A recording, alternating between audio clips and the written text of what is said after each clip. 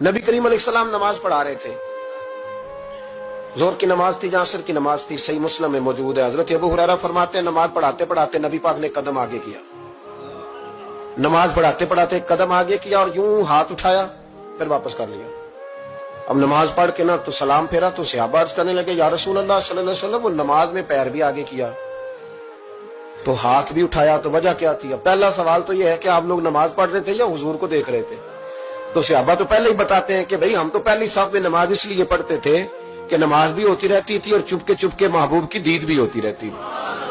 हुजूर से पूछा या रसूल अल्लाह, वो नमाज पढ़ते पढ़ते कदम आगे बढ़ाया आपने तो फिर पीछे कर लिया, क्या था? और हाथ उठाया तो फिर आपने नीचे कर लिया। तो नबी करीम फरमाने लगे नमाज पढ़ाते पढ़ाते जब मैंने कहा ना समी अल्लाहु लिमन हमीदा, अचानक मेरी नजर उठी तो जन्नत में चली गई।